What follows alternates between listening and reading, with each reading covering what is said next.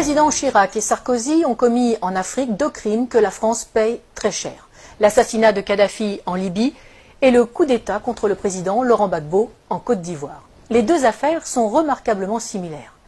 Pour résumer, dans les 2 cas, un président français en exercice a sciemment utilisé la force militaire française contre un pouvoir légitime d'un État tiers pour imposer un régime plus favorable à des intérêts privés et, semblerait-il, également pour éliminer des preuves de financement occulte de campagnes électorales françaises.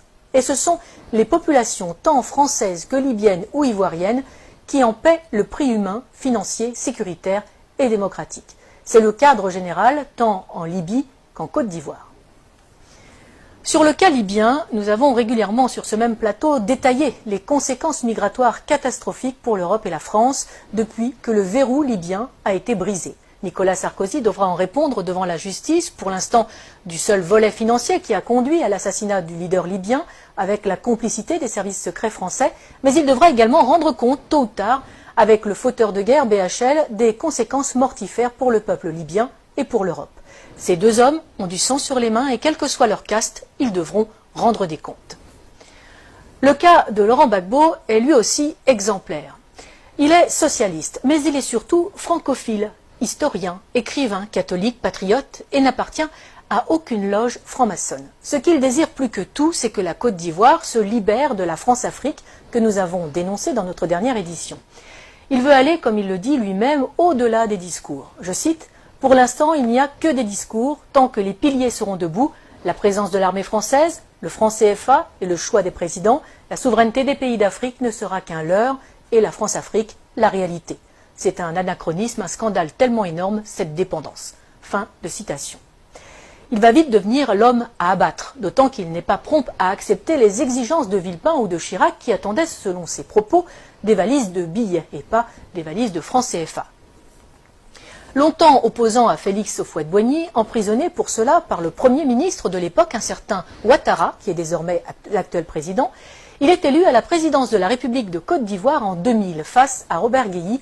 Dès lors, la France n'aura de cesse de lui faire quitter le pouvoir de gré ou de force. Dès 2002, il doit faire face à une tentative de coup d'État par des éléments armés par le Burkina Faso. Non seulement la France ne le prévient pas de l'attaque, comme Laurent Gbagbo le dira plus tard, bien sûr qu'ils ne m'ont pas prévenu puisqu'ils étaient dans le coup. Mais Michel Alliot-Marie, alors ministre de la Défense de Chirac, refuse de faire jouer les accords de défense pourtant imposés à l'indépendance en 1960 par Paris. C'est une affaire ivoiro-ivoirienne, dira-t-elle.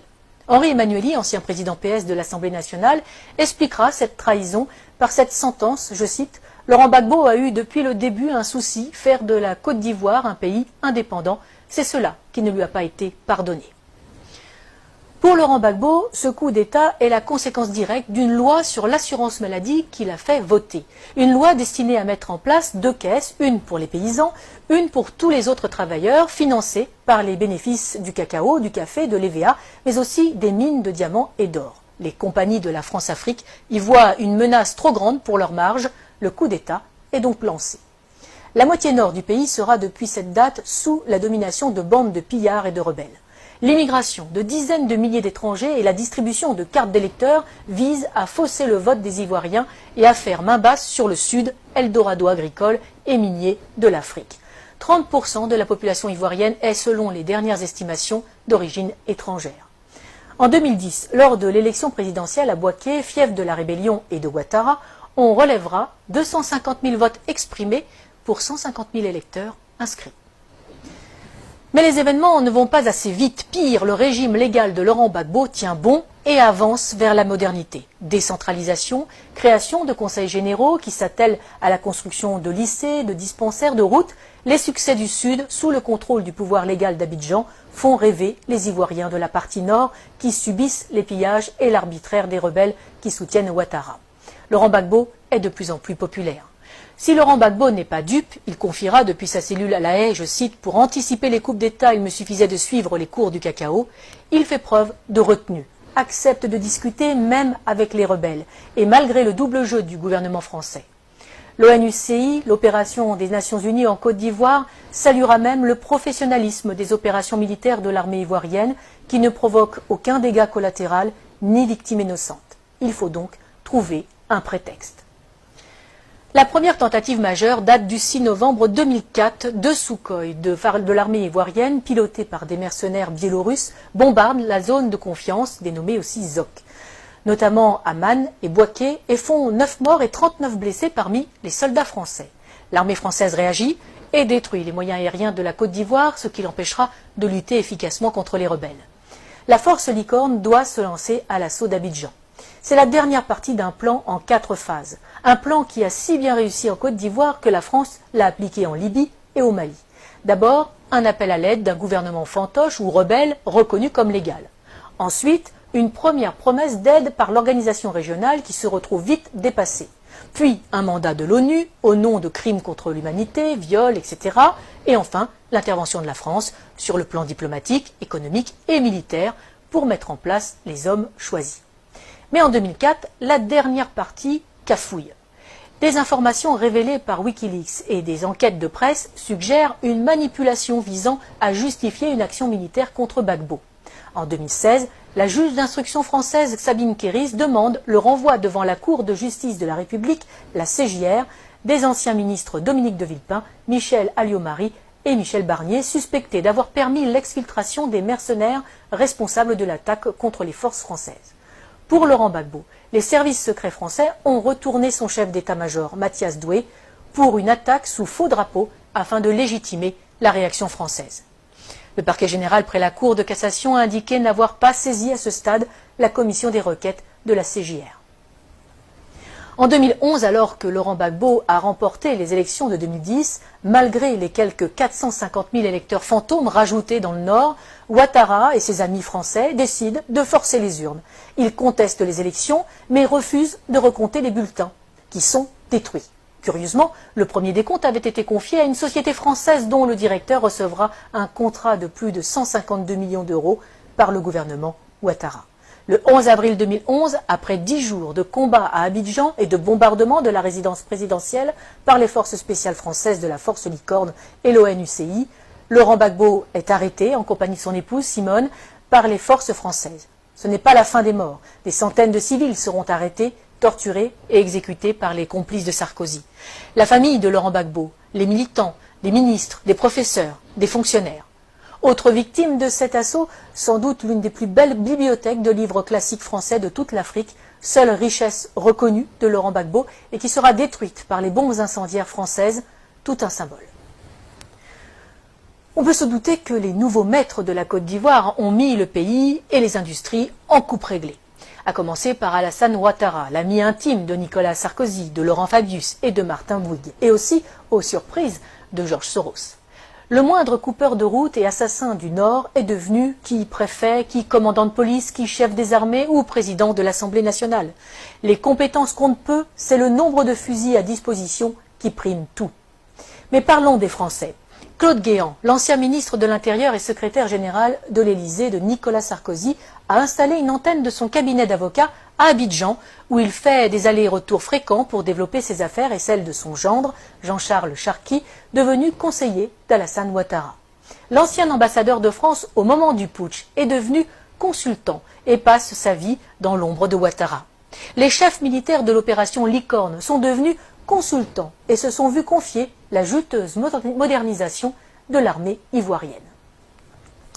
Il ne faut pas non plus oublier les fameuses annulations des dettes africaines. Ces dettes ne sont pas annulées, elles sont en fait privatisées. Les sommes dues et qui ont été payées par les contribuables français sont finalement payées à des entreprises privées du pays créancier pour réaliser des travaux dans le pays créditeur. Travaux largement surfacturés le plus souvent, les contribuables français sont volés de leur remboursement, les Africains spoliés de leurs investissements. Et généralement, les entreprises favorisées sont dirigées par de grands amis des présidents et ministres en place en France. Ils ne peuvent quand même pas exécuter Laurent Gbagbo, bien que un procès en Côte d'Ivoire, oui, mais sans lui, car il est trop populaire. À la Cour pénale internationale, ce sera mieux, surtout qu'elle est le parfait outil de justice des vainqueurs. Externalisé donc à La Haye pour un procès à charge et inique, le procureur a à sa disposition un budget de plus de 28 millions d'euros.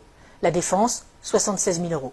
L'une des principales sources d'accusation est l'association Human Rights Watch, qui est entièrement financée par Soros, ami de Ouattara. Malgré ça, Par 2 fois, en 2016 et en 2018, le tribunal ne peut que constater l'absence totale de preuves dans le dossier du procureur.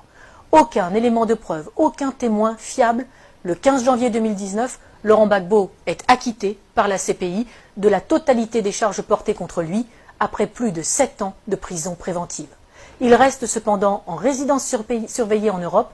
La Belgique lui offre l'asile. Le temps, paraît-il, pour que le procureur puisse faire appel sur de nouvelles bases. Lui qui n'a jamais réussi à monter un dossier alors qu'il a travaillé main dans la main avec Ouattara et les gouvernements français. Nous n'avons fait ici qu'effleurer ce sujet vaste et complexe qui pourrait servir de trame à une série d'espionnage et de géopolitique. Pour ceux qui voudraient aller plus loin, qu'ils n'hésitent pas à lire l'ouvrage « Libre pour la vérité et la justice » de François Mattei aux éditions Max Milo. Il est le fruit des entretiens de l'auteur avec Laurent Gbagbo pendant ces 7 années de détention arbitraire. Publié quasiment à la veille de la libération du président ivoirien, ce livre est la preuve que Laurent Gbagbo a eu raison trop tôt. Mais il n'est pas dit qu'il ne revienne pas dans le jeu politique ivoirien, totalement blanchi des accusations portées contre lui, fort de ses réussites comme président et avec un programme toujours plus d'actualité.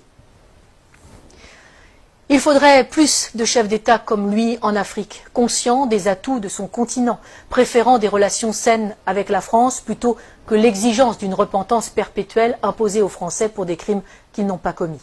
Une repentance qui n'est là que pour cacher le pillage de l'Afrique par des multinationales et imposer une invasion migratoire ruineuse et destructrice pour l'Europe. Défense de l'identité nationale, mise en œuvre d'un patriotisme social permettant de vivre et de travailler au pays, non-alignement, intégrité de ses élites politiques et économiques. Il faudrait peut-être aussi plus de Laurent Gbagbo en Europe.